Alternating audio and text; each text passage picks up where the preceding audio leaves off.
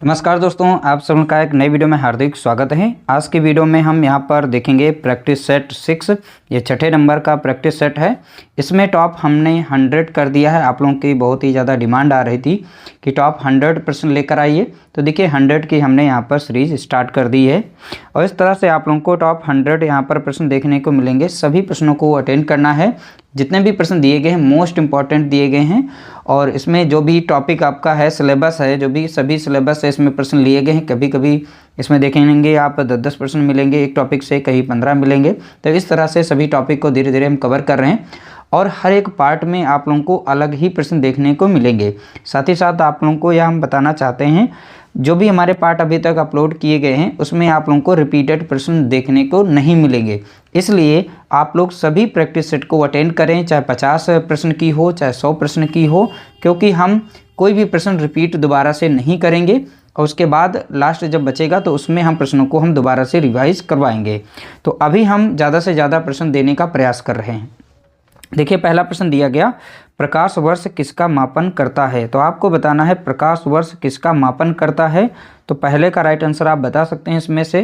देखिए इसका right answer है दूरी का। तो प्रकाश वर्ष एक दूरी की इकाई है, तो प्रकाश वर्ष से हम दूरी को मापते हैं। ठीक है, तो इसका राइट आंसर हो जाएगा ऑप्शन बी।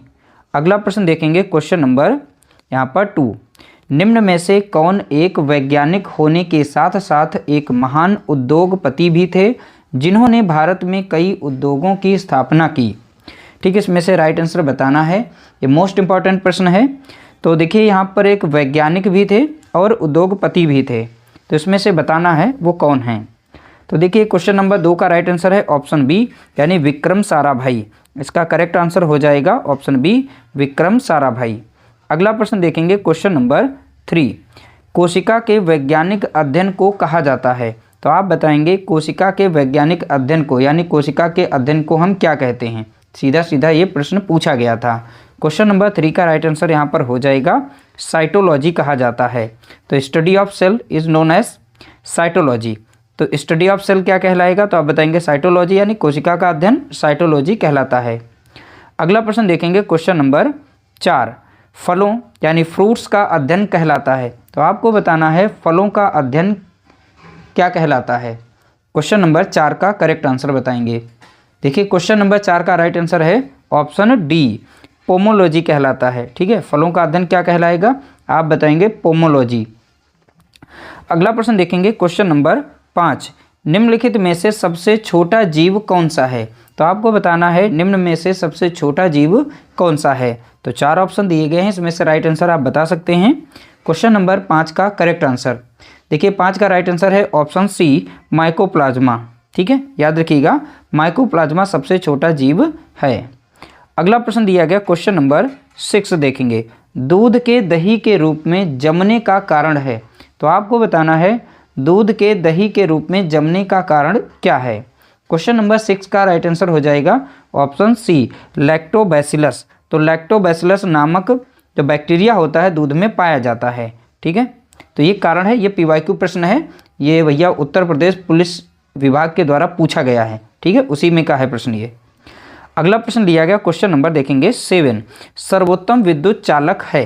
तो आपको बताना है इसमें से सर्वोत्तम विद्युत चालक कौन सा है।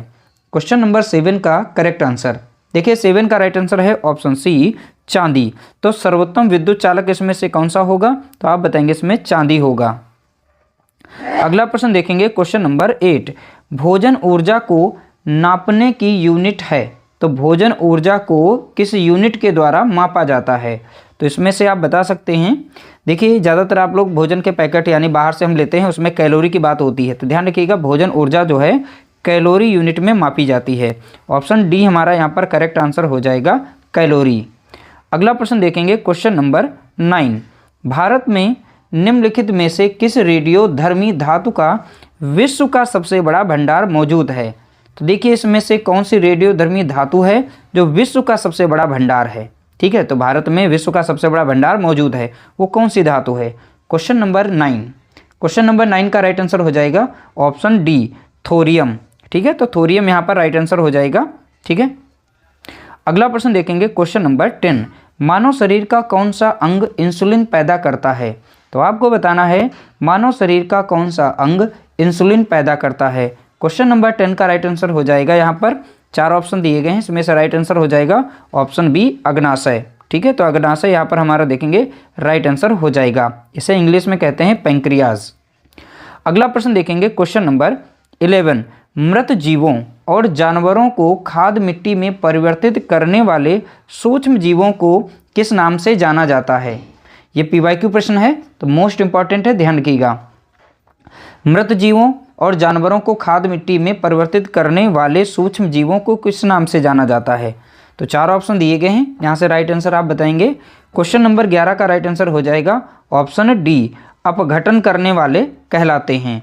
और दूसरा शब्द यहाँ पर मिल सकता है अपघटक। ठीक है, तो अपघटक क्या करते हैं, मृत जीवों और यहाँ पर जानवर हो मृत या कोई जीव जंतु हो गए, पेड़ पौधे पत्तियाँ हो गई, इन सभी को खाद मिट्टी में वो परिवर्तित कर देते हैं।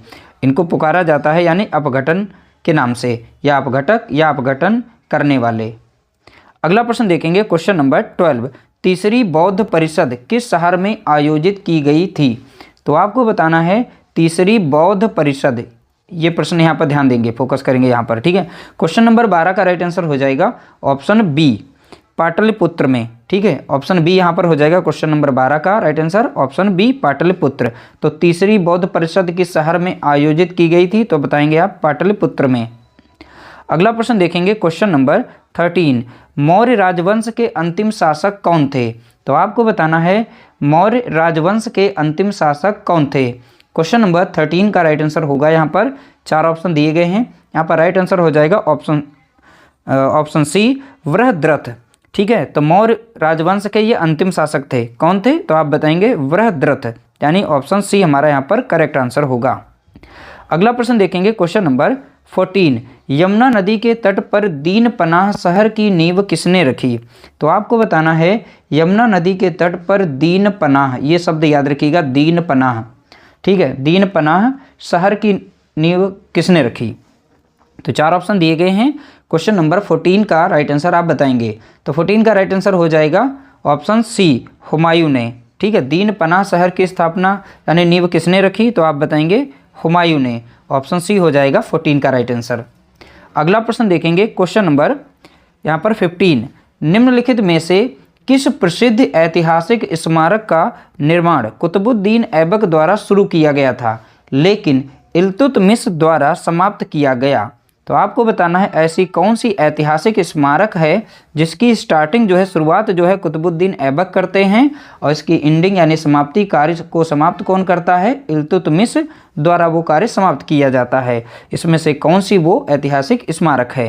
क्वेश्चन नंबर 15 का राइट आंसर हो जाएगा ऑप्शन डी, यानी कुतुब मीनार। याद रखिएगा, ये पीवाईक्यू प्रश्न है, मोस्ट इंपॉर्टेंट है।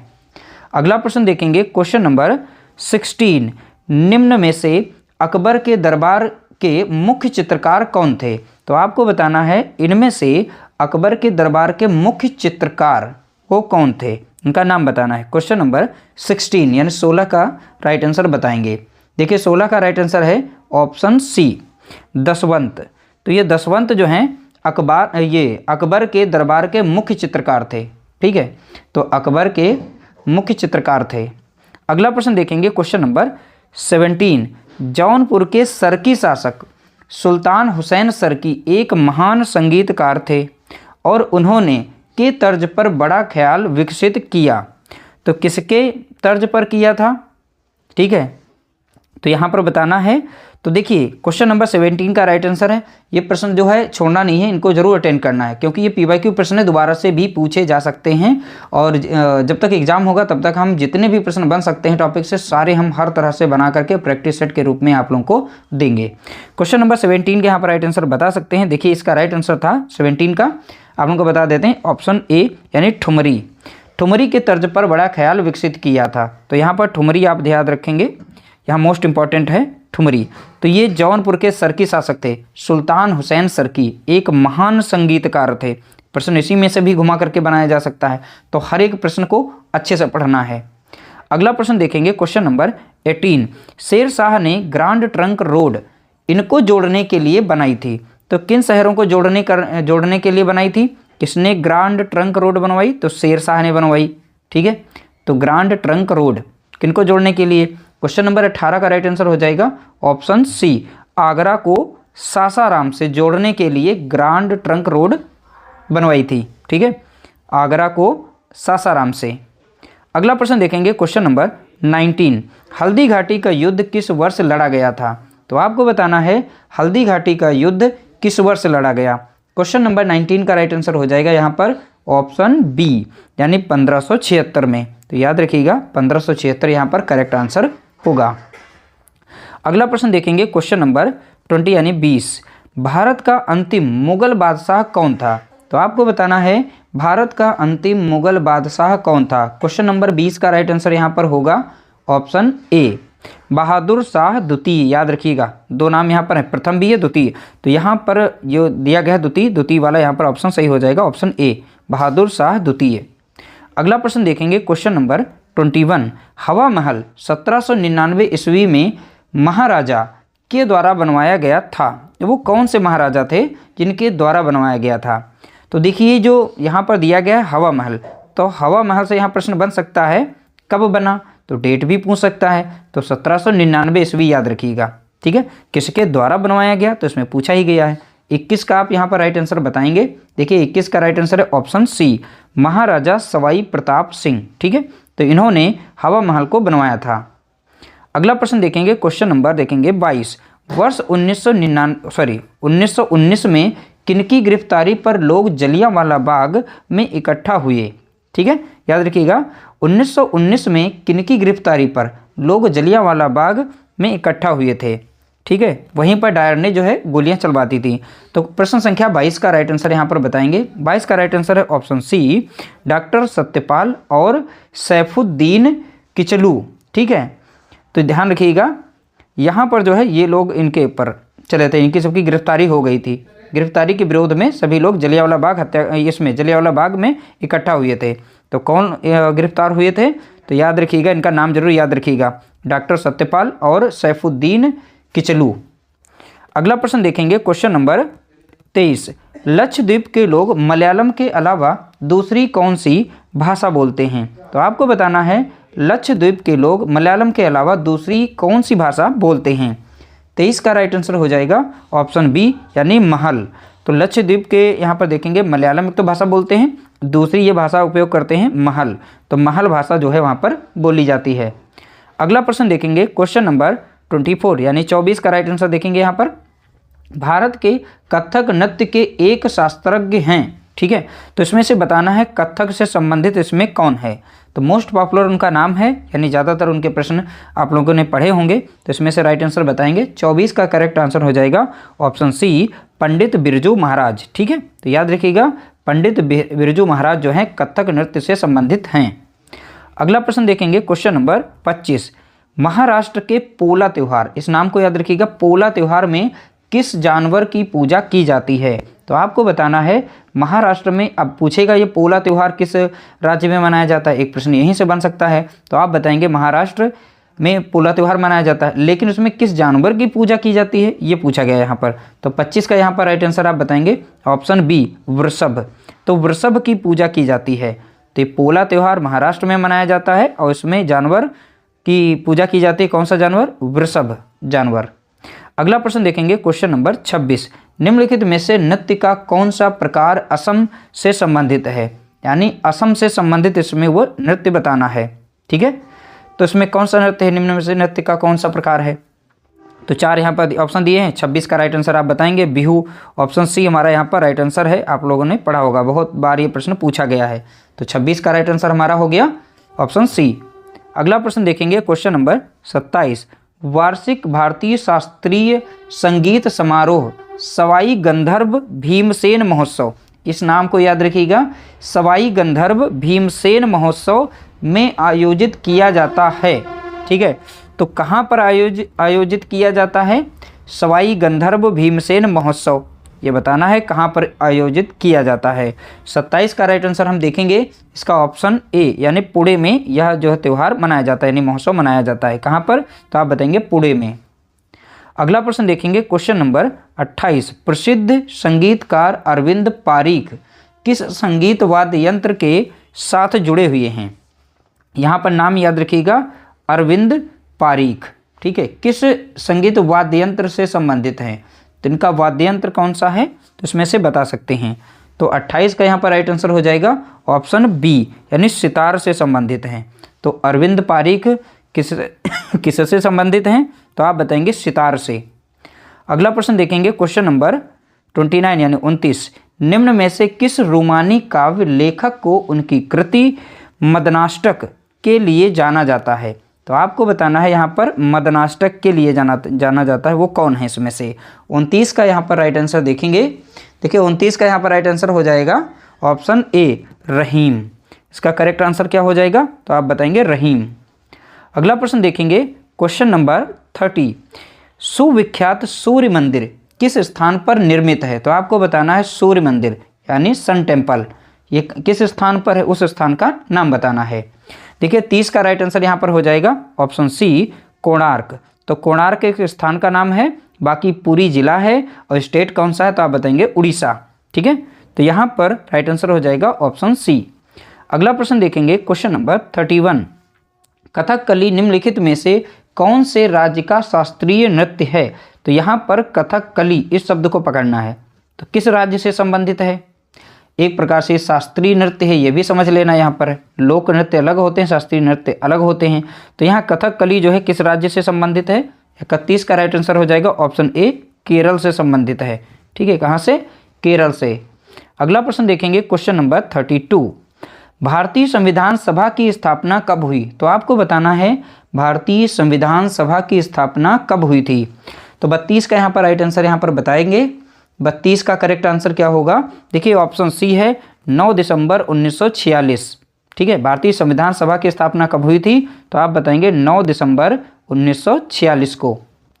अगला प्रश्न देखेंगे, क्वेश्चन नंबर 33, संविधान सभा का प्रथम अधिवेशन कहाँ हुआ था? तो आपको बताना है संविधान सभा का प्रथम अधिवेशन कहाँ हुआ था। 33 यानी 33 का राइट आंसर आप बताएंगे। देखिए इसका राइट आंसर है ऑप्शन डी, दिल्ली में। तो संविधान सभा का प्रथम अधिवेशन दिल्ली में हुआ था। कहाँ पर? तो आप बताएंगे दिल्ली में। अगला प्रश्न देखेंगे, क्वेश्चन नंबर 34, संविधान सभा के अस्थायी अध्यक्ष कौन थे? तो आपको बताना है संविधान सभा के अस्थायी अध्यक्ष कौन थे। 34 का राइट आंसर आप बताएंगे। देखिए 34 का राइट आंसर है ऑप्शन सी, ये जो अस्थायी पूछ रहा, अस्थायी से ध्यान रखिएगा, सच्चिदानंद सिन्हा हैं, ठीक है। और यहाँ पर जो डॉक्टर राजेंद्र प्रसाद हैं ये स्थायी थे। तो यहाँ पर स्थायी और अस्थायी से प्रश्न पूछा जाएगा, तो अस्थायी में सच्चिदानंद सिन्हा को लगाना है। अगला प्रश्न देखेंगे, क्वेश्चन नंबर 35, संविधान सभा के स्थायी अध्यक्ष कौन थे? अभी हमने ऊपर बताया था स्थायी अध्यक्ष, तो यहाँ स्थायी अध्यक्ष कौन थे? तो आप यहाँ से करेक्ट आंसर कर सकते हैं option C, doctor Rajendra Prasad. तो इसका राइट आंसर क्या हो जाएगा? डॉक्टर राजेंद्र प्रसाद। अगला प्रश्न देखेंगे, क्वेश्चन नंबर 36, संविधान सभा के संवैधानिक सलाहकार कौन थे? तो आपको बताना है संविधान सभा के संवैधानिक सलाहकार, तो सलाहकार पूछ सकता है। अब देखिए ट्रिक से भी याद करवा सकते हैं इसे, सलाह यानी राय, तो राव जिसमें दिख जाए तो समझ जाना वही वाला ऑप्शन हमारा सही है। इन्हें VN राव के शॉर्ट फॉर्म में कहा जाता है, इन्हें V और N, तो ये लिखा मिल सकता है VN राव शॉर्ट फॉर्म में। बाकी वेनेगल नरसिंह राव इनका नाम था। तो याद रखिएगा यहाँ पर VN राव, राव से यहाँ पर आप राय से याद रखिएगा। संवैधानिक सलाहकार, सलाह देना नहीं राय देना, ठीक है। इस तरीके से ट्रिक से याद कर सकते हैं। वेनेगल नरसिंह राव, यहाँ पर VN राव यहाँ पर करेक्ट आंसर हो जाएगा, ऑप्शन डी राइट आंसर। अगला प्रश्न देखेंगे, क्वेश्चन नंबर 37, भारत का संविधान लागू हुआ था? तो आपको बताना है किस दिन भारत का संविधान लागू हुआ था। तो 37 का राइट आंसर हो जाएगा ऑप्शन ए, 26 जनवरी 1950 को भारतीय संविधान जो है लागू हुआ था। किस डेट को? तो आप बताएंगे 26 जनवरी 1950 को। अगला प्रश्न देखेंगे, क्वेश्चन नंबर 38, संविधान सभा के गठन की मांग सर्वप्रथम 1895 में किसके द्वारा प्रस्तुत की गई थी? आपको यहाँ पर राइट आंसर बताना है, गेस करना इसमें से किसने आवाज़ उठाई थी। संविधान सभा के गठन की मांग सर्वप्रथम 1895 में किसके द्वारा प्रस्तुत की गई? 38 का राइट आंसर यहाँ पर बताएंगे। देखिए 38 का राइट आंसर है ऑप्शन डी, बाल गंगाधर तिलक के द्वारा। 38 का राइट आंसर क्या हो जाएगा? तो आप बताएंगे ऑप्शन डी, बाल गंगाधर तिलक। अगला प्रश्न देखेंगे क्वेश्चन नंबर 39, संविधान सभा का निर्माण किस योजना के तहत किया गया? तो आपको बताना है संविधान सभा का निर्माण, ठीक है, किस योजना के तहत किया गया था, उस योजना का नाम बताना है। देखिए 39 का राइट आंसर यहाँ पर हमें बताना है। इसका राइट आंसर क्या होगा? तो आप बताएंगे ऑप्शन बी, कैबिनेट मिशन योजना के तहत संविधान सभा का निर्माण किया गया था। राइट आंसर हो जाएगा कैबिनेट मिशन योजना। अगला प्रश्न देखेंगे क्वेश्चन नंबर 40, मार्ले मिंटो सुधार बिल किस वर्ष में पारित किया गया? तो आपको बताना है यहाँ पर मार्ले मिंटो सुधार बिल किस वर्ष पारित किया गया, वो वर्ष बताना है। 40 का यहाँ पर राइट आंसर हो जाएगा ऑप्शन बी, यानी 1909 में। ठीक है, 1909 में यहाँ पर मार्ले मिंटो सुधार बिल जो है पारित किया गया था। अगला प्रश्न देखेंगे क्वेश्चन नंबर 41, भारतीय संविधान के किस भाग को उसकी आत्मा की आज्ञा प्रदान की गई है? ठीक है, तो यानी भारतीय संविधान के किस भाग को उसकी आत्मा की आज्ञा प्रदान की गई है? ये पीवाईक्यू प्रश्न है, इसी लैंग्वेज में पूछा गया था, ध्यान रखिएगा। ऐसे भी प्रश्न पूछे जा सकते हैं, सीधा सीधा यहाँ पर आत्मा से पकड़ना है तो आप सीधा सीधा इसका आंसर निकाल पाएंगे। देखिए 41 का यहाँ पर राइट आंसर हो जाएगा ऑप्शन ए, प्रस्तावना से। जब भी आत्मा की बात आए तो प्रस्तावना को टिक करना है। अगला प्रश्न देखेंगे क्वेश्चन नंबर 42, भारत के संविधान के मूल दस्तावेज को द्वारा हाथ से लिखा गया था, यानी मूल दस्तावेज को किसके द्वारा लिखा गया था? तो भारत के संविधान के मूल दस्तावेज को किसके द्वारा लिखा गया? देखिए ये इंपॉर्टेंट प्रश्न है। 42 का राइट आंसर यहाँ पर, 42 का राइट आंसर तो आप बताएंगे प्रेम बिहारी नारायण रायजादा। तो यहाँ पर याद रखिएगा इन्होंने संविधान को हाथ से लिखा था। ठीक है, ये मोस्ट इंपॉर्टेंट प्रश्न बनता है यहाँ पर। अगला प्रश्न देखेंगे क्वेश्चन नंबर 43, 43 का राइट आंसर देखेंगे भारत का राष्ट्रगान। ठीक है, भारत का राष्ट्रगान की रचना किसने की? तो आपको बताना है जनगण मन की रचना किसने की थी या किसके द्वारा लिखा गया था? 43 का यहाँ पर राइट आंसर बताएंगे ऑप्शन ए, रविंद्रनाथ टैगोर जी के द्वारा लिखा गया था। तो राष्ट्रगान के रचयिता कौन है? रविंद्रनाथ टैगोर जी। अगला प्रश्न देखेंगे क्वेश्चन नंबर 42, भारत के संविधान का अनुच्छेद 66 किससे संबंधित है? तो आपको बताना है भारत के संविधान का अनुच्छेद जो 66 है ये किससे संबंधित है? तो देखिए 44 का यहाँ पर राइट आंसर हो जाएगा ऑप्शन बी, उपराष्ट्रपति का चुनाव इससे संबंधित है। तो 66 ये किससे संबंधित है? तो आप बताएंगे उपराष्ट्रपति का चुनाव। अगला प्रश्न देखेंगे क्वेश्चन नंबर 45, भारत की संविधान सभा की संघ शक्ति समिति, तो ये टर्म याद रखिएगा, संघ शक्ति समिति के अध्यक्ष कौन थे? ठीक है, तो संघ शक्ति समिति के अध्यक्ष कौन थे? 45 का यहाँ पर राइट आंसर हो जाएगा option D, Jawaharlal Nehru. Option D हमारा यहाँ पर राइट आंसर होगा। अगला प्रश्न देखेंगे क्वेश्चन नंबर 46, पंचायती राज व्यवस्था को अपनाने वाला पहला भारतीय राज्य कौन सा था? ठीक है, तो बताना है पंचायती राज व्यवस्था को अपनाने वाला पहला भारतीय राज्य कौन था? 46 का राइट आंसर आप बताएंगे ऑप्शन सी हो जाएगा, राजस्थान था। ठीक है, वो राजस्थान यहाँ पर करेक्ट आंसर होगा। अगला प्रश्न देखेंगे क्वेश्चन नंबर 47, पहले भारतीय राज्य का नाम बताइए जिसके प्रत्येक परिवार में कम से कम एक सदस्य के पास बैंक खाता है। ठीक है, तो यहाँ पर राइट आंसर इसका बताना है 47 का। तो 47 का राइट आंसर आप बताएंगे। देखिए इसका राइट आंसर है option C, sorry option D, Kerala. तो केरल यहाँ पर राइट आंसर यहाँ पर हो जाएगा। अगला प्रश्न देखेंगे क्वेश्चन नंबर 48, भारतीय रिजर्व बैंक की स्थापना किस वर्ष हुई थी? तो आपको बताना है भारतीय रिजर्व बैंक की स्थापना किस वर्ष की गई थी? 48 का करेक्ट आंसर क्या होगा? देखिए 48 का यहाँ पर राइट आंसर हो जाएगा इन चारों में ऑप्शन बी, 1935 में भारतीय रिजर्व बैंक की स्थापना की गई थी। अगला प्रश्न देखेंगे क्वेश्चन नंबर 49, देश में मुद्रा की आपूर्ति को नियंत्रित करता है। तो देश में मुद्रा की आपूर्ति को नियंत्रित कौन करता है? तो 49 का यहाँ पर राइट आंसर बताएंगे। देखिए इसका राइट आंसर हो जाएगा ऑप्शन सी, भारतीय रिजर्व बैंक करता है। ठीक है, तो देश में भारतीय रिजर्व बैंक जो है मुद्रा की आपूर्ति को नियंत्रित करता है। अगला प्रश्न देखेंगे क्वेश्चन नंबर 50, 50 के नोट पर किसके हस्ताक्षर होते हैं? तो आपको बताना है 50 के नोट पर किसके हस्ताक्षर होते हैं। ठीक है, तो चार ऑप्शन दिए गए, इसमें से राइट आंसर आप बताएंगे 50 के नोट पर किसके हस्ताक्षर होते हैं। 50 का राइट आंसर। देखिए इसका राइट आंसर है गवर्नर रिजर्व बैंक, यानी रिजर्व बैंक का जो गवर्नर होता है वही उस पर जो अपने साइन करता है, हस्ताक्षर उन्हीं के होते हैं। इस तरह से हमने यहाँ पर हाफ सेंचुरी कंप्लीट कर ली है। जिन लोगों ने हमारे चैनल को सब्सक्राइब नहीं किया है तो प्लीज़ आप लोग कर दीजिएगा। वीडियो इतनी मेहनत से बनाते हैं तो प्लीज़ एक लाइक तो बनता है, तो आप लाइक करने में क्या जाता है, तो लाइक तो कर ही सकते हैं आप लोग हैं। प्लीज़ आप लोग लाइक जरूर करें वीडियो को। देखिए अगला प्रश्न दिया गया क्वेश्चन नंबर 51, 1969 में कितनी बैंकों का राष्ट्रीयकरण हुआ था? तो आपको बताना है 1969 में कितनी बैंकों का राष्ट्रीयकरण हुआ था। तो इसमें से राइट आंसर बताएंगे। 51 का राइट आंसर क्या होगा? देखिए 51 का राइट आंसर हो जाएगा ऑप्शन बी, 14 बैंकों का राष्ट्रीयकरण उस समय हुआ था। ठीक है, याद रखिएगा, बैंकों की संख्या याद रखनी है। अगला प्रश्न देखेंगे क्वेश्चन नंबर 52, कीटभक्षी पादप जिस मृदा पर उगते हैं उसमें कौन सा तत्व नहीं होता है? कीटभक्षी, यहाँ पर इंसेक्टिवोरस प्लांट जिसे इंग्लिश में कहते हैं, ठीक है। कीटभक्षी पादप जिस मृदा में उगते हैं उसमें कौन सा तत्व नहीं होता है? इंपॉर्टेंट प्रश्न है। 52 का यहाँ पर करेक्ट आंसर बताएंगे ऑप्शन ए, उसमें जो है नाइट्रोजन की कमी होती है। तो उस मिट्टी में नाइट्रोजन नहीं होता है, तो नाइट्रोजन की कमी होती है, इस वजह से कीटभक्षी पौधे उसमें उग जाते हैं। अगला प्रश्न देखेंगे क्वेश्चन नंबर 53, विश्व पर्यावरण दिवस मनाया जाता है। तो आपको बताना है विश्व पर्यावरण दिवस कब मनाया जाता है। ठीक है, यानी 53 का यहाँ पर राइट आंसर बताएंगे।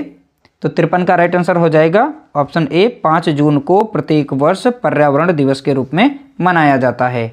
अगला प्रश्न देखेंगे क्वेश्चन नंबर 54, रेशम की रासायनिक प्रकृति है।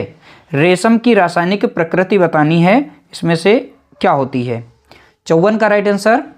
54 का राइट आंसर क्या होगा, तो आप बता सकते हैं। देखिए ऑप्शन सी यहाँ पर राइट आंसर है प्रोटीन। तो रेशम जो यहाँ पर है, रेशम की रासायनिक प्रकृति कैसी होती है? और प्रोटीन होता है। ठीक है, अगला प्रश्न देखेंगे क्वेश्चन नंबर 55, किस विटामिन की कमी से रक्त का थक्का नहीं जमता है? तो आपको बताना है किस विटामिन की कमी से रक्त का थक्का नहीं जमता है। तो 55 का राइट आंसर यहाँ पर, देखिए इसका राइट आंसर है विटामिन के। तो विटामिन के की कमी के कारण, ठीक है, रक्त में थक्का नहीं जमता है, तो ध्यान रखिएगा विटामिन के। अगला प्रश्न देखेंगे क्वेश्चन नंबर 56, मनुष्य के हृदय में कितने कक्ष होते हैं? तो आपको बताना है मनुष्य के हृदय में, यानी ह्यूमंस में, तो कितने हृदय में कितने कक्ष होते हैं, चैम्बर कितने होते हैं? 56 का राइट आंसर आप बताएंगे। देखिए इसका राइट आंसर है ऑप्शन डी, यानी 4 चैम्बर होते हैं। जो मनुष्य का जो हार्ट होता है वो 4 चैम्बर होते हैं। ठीक है, अगला प्रश्न देखेंगे क्वेश्चन नंबर 57, अमीर खुसरो का जन्म हुआ था। तो आपको बताना है अमीर खुसरो का जन्म कहाँ हुआ था। 57 का करेक्ट आंसर इसमें हो जाएगा ऑप्शन सी, कासगंज में हुआ था। तो अमीर खुसरो का जन्म कहाँ हुआ, तो आप बताएंगे कासगंज में। अगला प्रश्न देखेंगे क्वेश्चन नंबर 58, अमीर खुसरो ने किसके विकास में अग्रगामी भूमिका निभाई? ठीक है, तो किसके विकास में अग्रगामी भूमिका निभाई थी, इसमें से बता सकते हैं। मोस्ट रिपीटेड प्रश्न है और बहुत ही ज़्यादा महत्वपूर्ण प्रश्न कह सकते हैं। 58, तो 58 का राइट आंसर यहाँ पर बताएंगे ऑप्शन सी, यहाँ पर खड़ी बोली के विकास में अग्रगामी यहाँ पर भूमिका निभाई थी। इसका राइट आंसर क्या हो जाएगा? खड़ी बोली। अगला प्रश्न देखेंगे क्वेश्चन नंबर देखेंगे 59, उत्तर प्रदेश के किस जिले में सबसे कम वर्षा होती है? तो आपको बताना है उत्तर प्रदेश के किस जिले में सबसे कम वर्षा होती है। 4 ऑप्शन दिए गए हैं। 59 का यहाँ पर राइट आंसर आप बताएंगे। देखिए इसमें से राइट आंसर हो जाएगा ऑप्शन डी, मथुरा में। तो मथुरा में सबसे कम वर्षा होती है। ठीक है, अगला प्रश्न देखेंगे क्वेश्चन नंबर 60, निम्न में से सर्वाधिक क्षेत्रफल वाला जिला है। तो सर्वाधिक क्षेत्रफल वाला, क्षेत्रफल किसका ज़्यादा है? तो 4 ऑप्शन दिए गए, इसमें से राइट आंसर आप बताएंगे। देखिए क्वेश्चन नंबर 60 का करेक्ट आंसर हो जाएगा ऑप्शन डी, लखीमपुर खीरी। इसका राइट आंसर क्या होगा, तो बताएंगे आप लखीमपुर खीरी। अगला प्रश्न देखेंगे क्वेश्चन नंबर 61 यानी 61, उत्तर प्रदेश का क्षेत्रफल, ठीक है, क्षेत्रफल देश के कुल क्षेत्रफल का कितना प्रतिशत है? तो उत्तर प्रदेश का इसमें क्षेत्रफल बताना है, यानी पूरे देश के क्षेत्रफल में उत्तर प्रदेश का क्षेत्रफल बताना कितना है। 61 का राइट आंसर, यानी परसेंटेज में भी पूछ सकता है, तो इसलिए हमने परसेंटेज का भी प्रश्न यहाँ पर लिया है, ये पूछा भी गया है। 61 का राइट आंसर आप बताएंगे। देखिए इसका राइट आंसर ऑप्शन डी, 7.3%। तो उत्तर प्रदेश का क्षेत्रफल कितना है प्रतिशत में पूरे भारत में? तो आप बताएंगे 7.3%, ऑप्शन डी राइट आंसर। अगला प्रश्न देखेंगे क्वेश्चन नंबर यहाँ पर 62 यानी प्रश्न संख्या 62। निम्न में से कौन सा जिला क्षेत्रफल में सबसे छोटा है? तो देखिए इसमें से बताना है क्षेत्रफल में, देखिए किसमें, क्षेत्रफल में सबसे छोटा है। तो क्षेत्रफल में सबसे छोटा, तो 62 का राइट आंसर आप बताएंगे। देखिए इसका राइट आंसर है हापुड़। तो हापुड़ जो है यहाँ पर सबसे छोटा है क्षेत्रफल में, तो क्षेत्रफल यहाँ पर सबसे कम है। अगला प्रश्न देखेंगे क्वेश्चन नंबर 63। उत्तर प्रदेश में पान उत्पादन के लिए कौन सा जिला विशेष रूप से प्रसिद्ध है? तो यहाँ पर शब्द जोड़ा गया विशेष रूप से, तो विशेष रूप से पान के लिए कौन सा यहाँ पर जिला जो है फेमस है? तो 63 का राइट आंसर आप बताएंगे। 63 का राइट आंसर, देखिए इसका राइट आंसर है ऑप्शन बी, महोबा जिला। तो महोबा जिला जो है पान के उत्पादन के लिए जो है फेमस है। अगला प्रश्न देखेंगे क्वेश्चन नंबर 64 देखेंगे, प्रश्न संख्या 64। उत्तर प्रदेश में किसान मित्र योजना कब शुरू की गई? तो आपको बताना है उत्तर प्रदेश में किसान मित्र योजना कब प्रारंभ की गई थी? 64 का राइट आंसर, देखिए 64 का राइट आंसर आप बताएंगे। इसका राइट आंसर है ऑप्शन डी, 18 जून 2021 को। कब चालू की गई थी? तो आप बताएंगे 18 जून 2021। देखिए यहाँ पर हम थोड़ा सा करेक्ट करेंगे, यहाँ पर सन जो है गलत टाइप हो गया है, तो यहाँ पर 2001 कर लीजिएगा, ठीक है। 18 जून 2001 यहाँ पर राइट आंसर होगा। यहाँ पर ये गलती से जो है टाइप हो गया है, बाकी यहाँ पर भी सन दूसरे थे, कोई बात नहीं, हमें यहाँ पे करेक्ट डेट हमें याद रखनी है।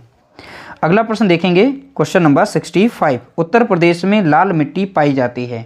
तो आपको बताना है उत्तर प्रदेश में लाल मिट्टी कहाँ पाई जाती है? तो 65 का यहाँ पर राइट आंसर बताना है। 65 का राइट आंसर क्या हो जाएगा? तो आप बताएंगे ऑप्शन डी, मिर्ज़ापुर, झांसी। तो मिर्ज़ापुर और झांसी में जो है लाल मिट्टी पाई जाती है। अगला प्रश्न देखेंगे क्वेश्चन नंबर 66। उत्तर प्रदेश में सस्य जलवायु क्षेत्र की संख्या है? तो याद रखिएगा मोस्ट रिपीटेड प्रश्न है, सस्य जलवायु क्षेत्र की संख्या पूछी है, कितनी है? तो देखिए 66 का यहाँ पर राइट आंसर हो जाएगा ऑप्शन सी, 9 संख्या है। कितनी है संख्या? तो आप बताएंगे 9। अगला प्रश्न देखेंगे क्वेश्चन नंबर 67। केंद्र द्वारा किस नदी को राष्ट्रीय नदी घोषित किया गया? तो केंद्र सरकार द्वारा किस नदी को राष्ट्रीय नदी घोषित किया गया, इसमें से वो नदी बतानी है। देखिए 67 का यहाँ पर राइट आंसर हो जाएगा ऑप्शन ए, गंगा नदी को राष्ट्रीय नदी घोषित किया गया। ऑप्शन ए राइट आंसर होगा। अगला प्रश्न देखेंगे क्वेश्चन नंबर 68। निम्न में से कौन सा बांध बेतवा नदी पर बनाया गया है? तो आपको बताना है इसमें से कौन सा बांध जो है वो बेतवा नदी पर बना है। तो 4 ऑप्शन से हमें राइट आंसर बताना है। 68 का राइट आंसर हो जाएगा ऑप्शन डी, राजघाट बांध, ठीक है। तो राजघाट बांध कहाँ पर बना है? तो आप बताएंगे बेतवा नदी पर बना है। अगला प्रश्न देखेंगे क्वेश्चन नंबर 69। निम्न में से किस नदी के तट पर गोरखपुर स्थित है? तो गोरखपुर जो जिला है किस नदी पर स्थित है, किस नदी के तट पर स्थित है? तो आप वो नदी का नाम बताएंगे यहाँ पर। तो 69 का यहाँ पर राइट आंसर, देखिए 69 का राइट आंसर हो जाएगा ऑप्शन सी, राप्ती नदी के किनारे गोरखपुर बसा हुआ है। कहाँ पर? राप्ती नदी के किनारे गोरखपुर शहर जो बसा हुआ है। अगला प्रश्न देखेंगे क्वेश्चन नंबर यहाँ पर देखेंगे 70। सुरहाताल पक्षी विहार अवस्थित है? तो सुरहाताल पक्षी विहार कहाँ स्थित है? ठीक है, 70 का यहाँ पर राइट आंसर बताएंगे।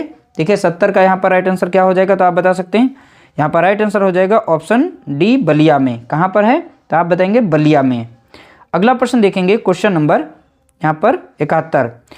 राष्ट्रीय चंबल अभ्यारण्य निम्न में से किस राज्य का हिस्सा नहीं है?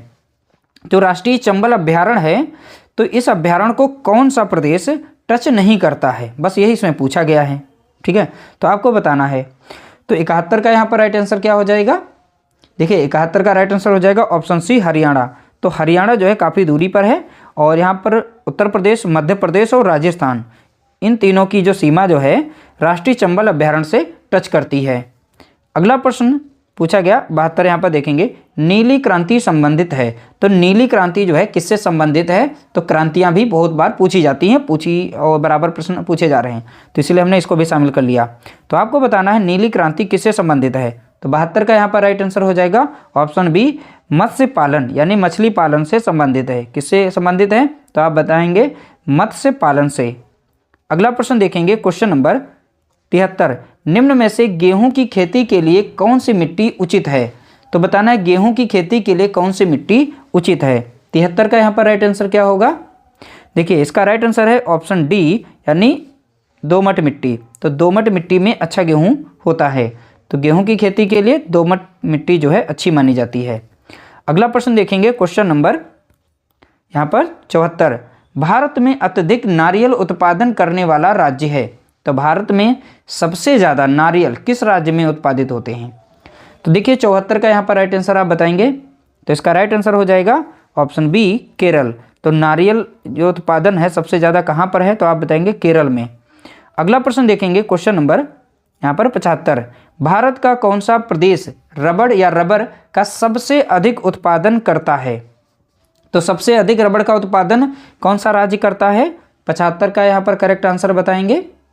देखिए 75 का राइट आंसर हो जाएगा 75 का देखिए इसका राइट आंसर है ऑप्शन सी यानी केरल। तो केरल में रबड़ का उत्पादन सबसे ज़्यादा होता है।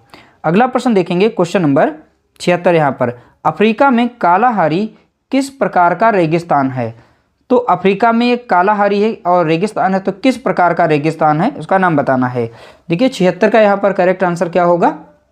तो आप बताएंगे ऑप्शन बी उपोष्ण कटिबंध। कैसा है? ऑप्शन बी उपोष्ण कटिबंध। इस शब्द को याद रखिएगा, मोस्ट इंपॉर्टेंट टर्म है ये, ठीक है, उपोष्ण कटिबंध है। अगला प्रश्न देखेंगे, क्वेश्चन नंबर 77। वायुमंडल में कौन सी गैस सबसे ज़्यादा पाई जाती है? तो आपको बताना है वायुमंडल में सबसे ज़्यादा पाई जाने वाली गैस कौन सी है। तो 4 ऑप्शन दिए गए हैं, बहुत ही सिंपल सा प्रश्न। 77 का राइट आंसर आप बताएंगे ऑप्शन सी नाइट्रोजन। तो हमारे वायुमंडल में नाइट्रोजन सबसे ज़्यादा पाई जाती है, 78% जो है नाइट्रोजन एयर में पाई जाती है। ऑक्सीजन पूछे तो 21% याद रखिएगा इस तरीके से। अगला प्रश्न दिया गया यहाँ पर देखेंगे 78 प्रश्न है, जीवाश्म किस प्रकार के सेल में पाए जाते हैं? ठीक है, तो आपको बताना है जीवाश्म जो होते हैं फॉसिल्स, ये किस प्रकार के सेल में पाए जाते हैं। 78 का यहाँ पर राइट आंसर देखेंगे, 78 का राइट आंसर हो जाएगा ऑप्शन बी परतदार सेल में पाए जाते हैं। ठीक है, किसमें पाए जाते हैं? परतदार सेल। ऑप्शन बी हमारा राइट आंसर होगा। अगला प्रश्न देखेंगे, क्वेश्चन नंबर 79। गोबी, कालाहारी, अटाकामा, सहारा क्या हैं? तो आपको बताना है ये सब क्या हैं। गोबी, कालाहारी, अटाकामा, सहारा। ठीक है, यहाँ पर 79 का राइट आंसर आप बताएंगे। इसका राइट आंसर क्या होगा? देखिए इसका राइट आंसर है ऑप्शन बी मरुस्थल हैं। ये सभी के सभी मरुस्थल हैं यानी डेजर्ट हैं। गोबी, कालाहारी, अटाकामा, सहारा। ठीक है, अगला प्रश्न देखेंगे, क्वेश्चन नंबर यहाँ पर 80।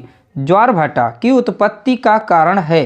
तो ज्वार भाटा क्यों आते हैं, किसकी वजह से आते हैं? ये PYQ प्रश्न है, तो किस की वजह से आते हैं आप बता सकते हैं। प्रश्न संख्या 80 का राइट आंसर क्या होगा यहाँ पर?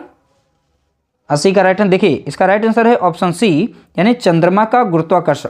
मेन कारण क्या है? चंद्रमा का गुरुत्वाकर्षण। अगला प्रश्न देखेंगे, क्वेश्चन नंबर यहाँ पर 81। भूकंप की तीव्रता किस उपकरण द्वारा मापी जाती है? तो आपको बताना है भूकंप की तीव्रता जो है किस उपकरण के द्वारा मापी जाती है। 81 का राइट आंसर आप बताएंगे। देखिए इसका राइट आंसर है सिस्मोग्राफ। ठीक है, तो किस उपकरण द्वारा मापी जाती है? तो आप बताएंगे सिस्मोग्राफ के द्वारा मापी जाती है। अगला प्रश्न देखेंगे यहाँ पर प्रश्न संख्या 82। निम्न में से किसे झीलों का देश कहा जाता है? तो इसमें से बताना है किसको झीलों का देश कहा जाता है। झीलों का देश। 82 का करेक्ट आंसर आपको बताना है। इसका राइट आंसर है ऑप्शन सी स्कॉटलैंड। तो स्कॉटलैंड को झीलों का देश कहा जाता है। अगला प्रश्न देखेंगे, क्वेश्चन नंबर 83।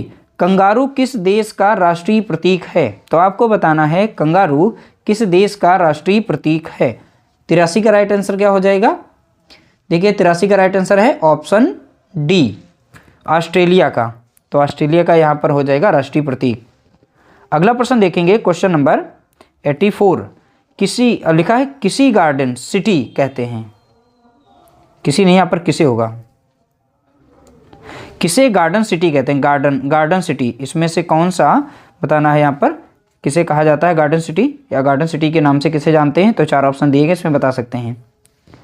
84 का यहाँ पर राइट आंसर हो जाएगा ऑप्शन बी शिकागो को। ऑप्शन बी यहाँ पर हो जाएगा 84 का ऑप्शन बी शिकागो जो है इसे गार्डन सिटी के नाम से जाना जाता है। अगला प्रश्न देखेंगे क्वेश्चन नंबर 85, रिएक्टर स्केल से मापा जाता है। तो रिएक्टर स्केल से हम किसे मापते हैं? क्वेश्चन नंबर देखेंगे 85, इसका राइट आंसर क्या हो जाएगा?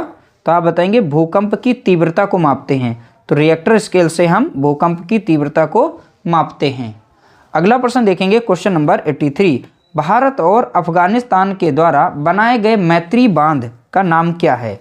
तो मैत्री बांध किसके बीच में? भारत और अफगानिस्तान के द्वारा बनाए गए मैत्री बांध का नाम क्या है? यहाँ पर देखेंगे 86 का राइट आंसर क्या हो जाएगा? ठीक है, इसका राइट आंसर है ऑप्शन सी, सलमा बांध। ठीक है, तो सलमा बांध ये कहाँ पर पड़ता है? भारत और अफगानिस्तान के द्वारा बनाए गए मैत्री बांध का नाम क्या है? तो आप बताएंगे सलमा बांध है। अगला प्रश्न देखेंगे क्वेश्चन नंबर यहाँ पर 87, निम्नलिखित में से कौन सी नदी बंगाल की खाड़ी में नहीं गिरती है? तो आपको बताना है इनमें से वो कौन सी नदी है जो बंगाल की खाड़ी में नहीं गिरती है। तो आप लोगों को पता है बंगाल की खाड़ी यहाँ पर है, इस साइड में है। ठीक है, ये भारत का नक्शा और यहाँ पर अरब सागर है। ठीक, अरब सागर। तो यहाँ से बताना, देखिए अब यहाँ पर नर्मदा नदी जो इसमें गिरती तो अरब सागर में हो गई। बाकी यहाँ पर कावेरी और कृष्णा, गोदावरी ये नदियाँ जो हैं तो बंगाल की खाड़ी में आके गिरती हैं। तो याद रखिएगा जो यहाँ पर नर्मदा ऑप्शन है ये हमारा राइट आंसर हो जाएगा। ये बंगाल की खाड़ी में नहीं गिरती है, तो इसलिए यहाँ पर राइट आंसर होगा ऑप्शन बी। अगला प्रश्न देखेंगे यहाँ पर 88, निम्नलिखित में से प्रायद्वीपीय भारत की सबसे बड़ी नदी कौन सी है? तो नाम याद रखिएगा, प्रायद्वीपीय बोला है, तो प्रायद्वीपीय भारत की सबसे बड़ी नदी कौन सी है? 88 का यहाँ पर राइट आंसर क्या होगा? 88 का राइट आंसर ऑप्शन बी हो जाएगा, गोदावरी। तो गोदावरी जो है प्रायद्वीपीय भारत की सबसे बड़ी नदी कौन सी होगी? तो बताएंगे आप गोदावरी। अगला प्रश्न देखेंगे क्वेश्चन नंबर 89, निम्नलिखित में से किस प्रकार का कोयला उच्चतम गुणवत्ता का होता है? तो कोयला का उच्चतम गुणवत्ता वाला कोयला का नाम पूछ लिया यहाँ पर। ठीक है, तो कोयला का उच्चतम गुणवत्ता। तो यहाँ पर राइट आंसर देखेंगे इसमें से क्या हो जाएगा? 89 का राइट आंसर तो आप बताएंगे ऑप्शन डी हो जाएगा, एंथ्रासाइट। तो एंथ्रासाइट जो है अच्छी गुणवत्ता वाला कोयला होता है। अगला प्रश्न देखेंगे, प्रश्न संख्या 90 है, केंद्रीय औषधि अनुसंधान संस्थान कहाँ स्थित है? तो आपको बताना है केंद्रीय औषधि अनुसंधान संस्थान ये कहाँ स्थित है। 90 का करेक्ट आंसर आपको बताना है। तो 90 का राइट आंसर हो जाएगा ऑप्शन बी, लखनऊ में है। कहाँ पर है? तो आप बताएंगे लखनऊ में। अगला प्रश्न देखेंगे क्वेश्चन नंबर यहाँ पर 91, भारत के किस राज्य को चीनी का कटोरा कहा जाता है? तो आपको बताना है भारत के किस राज्य को चीनी का कटोरा कहा जाता है। 91 का राइट आंसर यहाँ पर क्या होगा? देखिए 91 का राइट आंसर तो आप बताएंगे ऑप्शन बी, उत्तर प्रदेश को चीनी का कटोरा कहा जाता है। अगला प्रश्न देखेंगे, वन अनुसंधान कहाँ स्थित है? तो आपको बताना है वन अनुसंधान कहाँ स्थित है। 92 का करेक्ट आंसर क्या होगा? तो आप बताएंगे ऑप्शन सी, देहरादून में। देहरादून कहाँ पड़ता है? तो आप बताएंगे उत्तराखंड में पड़ता है। कहाँ पर? उत्तराखंड यहाँ पर इसका करेक्ट आंसर होगा। ठीक है, देहरादून उत्तराखंड। अगला प्रश्न देखेंगे, टिहरी बांध कहाँ स्थित है? तो आपको बताना है टिहरी बांध कहाँ स्थित है, किस नदी पर है? तो आप बता सकते हैं यहाँ पर है टिहरी बांध, पता तो है उत्तराखंड में, लेकिन ये किस नदी पर है ये बताइए। 93 का यहाँ पर राइट आंसर हो जाएगा। 93 का right answer option A, Bhagirathi नदी पर। किस पर है? भागीरथी नदी पर। अगला प्रश्न देखेंगे क्वेश्चन नंबर यहाँ पर 94, भारत और चीन के बीच कौन सी सीमा रेखा स्थित है? तो आपको बताना है भारत और चीन के बीच की सीमा रेखा का नाम। तो यहाँ पर राइट आंसर 94 का करेक्ट आंसर क्या हो जाएगा? ऑप्शन ए, भारत और चीन, हाँ मैकमोहन रेखा है यहाँ पर। ठीक है, और अगर भारत और पाकिस्तान के बीच में पूछे तो रेड क्लिफ रेखा बताना है। अगला प्रश्न दिया गया क्वेश्चन नंबर 95, देखिए 2011 की जनगणना के अनुसार उत्तर प्रदेश के किस जिले की जनसंख्या सबसे ज़्यादा थी? ठीक है, 2011 की जनगणना के अनुसार उत्तर प्रदेश के किस जिले की जनसंख्या सबसे ज़्यादा है? तो सबसे ज़्यादा किस जिले की है 2011 जनगणना 2011 के अनुसार? देखिए 95 का यहाँ पर राइट आंसर हो जाएगा ऑप्शन सी, यानी प्रयागराज, जिसे हम कहते हैं इलाहाबाद। ठीक है, तो यहाँ की जनसंख्या जो सबसे ज़्यादा थी। अगला प्रश्न दिया गया है 96, अफ्रीका महाद्वीप का सबसे अधिक आबादी वाला देश निम्नलिखित में से कौन सा है? तो अफ्रीका महाद्वीप का सबसे अधिक आबादी वाला देश हमें बताना है कौन सा है इसमें से। 96 का करेक्ट आंसर यहाँ पर बताना है। देखिए 96 का राइट आंसर यहाँ पर हो जाएगा ऑप्शन बी, नाइजीरिया। ठीक है, तो नाइजीरिया यहाँ पर याद रखिएगा। अगला प्रश्न यहाँ पर दिया गया 97, दक्षिण अमेरिका में निम्न में से कौन सा देश सबसे अधिक आबादी वाला देश है। तो यहाँ पर नाम दिया गया दक्षिण अमेरिका। दक्षिण अमेरिका का सबसे अधिक आबादी वाला देश बताना हमें कौन सा है। 97 का राइट आंसर ऑप्शन बी यानी ब्राज़ील। तो ब्राज़ील में सबसे अधिक आबादी है। अगला प्रश्न दिया गया क्वेश्चन नंबर 98, केंद्रीय विश्वविद्यालय बाबा साहेब भीमराव अंबेडकर विश्वविद्यालय विद्या विहार किस शहर में स्थित है। तो आपको बताना है केंद्रीय विश्वविद्यालय बाबा साहेब भीमराव अंबेडकर विश्वविद्यालय विद्या विहार किस शहर में स्थित है। 98 का राइट आंसर ऑप्शन 98 का राइट आंसर क्या हो जाएगा, ऑप्शन सी, लखनऊ में स्थित है। कहाँ पर है, तो आप बताएंगे लखनऊ। अगला प्रश्न देखेंगे क्वेश्चन नंबर 99, उत्तर प्रदेश में संपूर्णानंद संस्कृत विश्वविद्यालय कहाँ स्थित है। तो आपको बताना है उत्तर प्रदेश में संपूर्णानंद संस्कृत विश्वविद्यालय कहाँ स्थित है। 99 का राइट आंसर आप बताएंगे ऑप्शन डी, वाराणसी में स्थित है। तो देखिए संस्कृत से याद रखिएगा, वाराणसी में हमें यहाँ पर टिक करना है। अगला प्रश्न देखेंगे क्वेश्चन नंबर यहाँ पर 100, उत्तर प्रदेश के किस जिले को पीतल नगरी के नाम से जाना जाता है। तो आपको बताना है उत्तर प्रदेश का उसका कौन सा जिला है जिसे हम पीतल नगरी के नाम से जानते हैं। 100 का प्रश्न यानी 100वां प्रश्न जो दिया गया इसका राइट आंसर आप बताएंगे। देखिए 100वें का राइट आंसर यहाँ पर हो जाएगा ऑप्शन सी, मुरादाबाद को। ठीक है, तो मुरादाबाद को पीतल नगरी के नाम से जाना जाता है। इस तरह से हमने टॉप 100 प्रश्न को यहाँ पर सॉल्व किया है। अगर आपको इसकी पीडीएफ चाहिए तो आप हमारे टेलीग्राम पर जो है ज्वाइन हुइए। तो टेलीग्राम ग्रुप का लिंक जो है डिस्क्रिप्शन में दिया जा रहा है, तो वहाँ पर जुड़िए। ज़्यादा से ज़्यादा संख्या में जुड़ेंगे तभी आप लोगों को वहाँ पर फ्री जो है पीडीएफ दे पाएंगे। कम संख्या में जुड़ेंगे तो भैया हमें देने में भी दिक्कत होगी। तो आप लोग ज़्यादा से ज़्यादा हमारे टेलीग्राम ग्रुप को भी शेयर करिए, उसमें ज़्यादा से ज़्यादा लोगों को जुड़ने का प्रयास करिए और ताकि आप लोग फ्री में पीडीएफ पा सकें। वीडियो अगर अच्छा लगा हो तो लाइक करना, शेयर करना।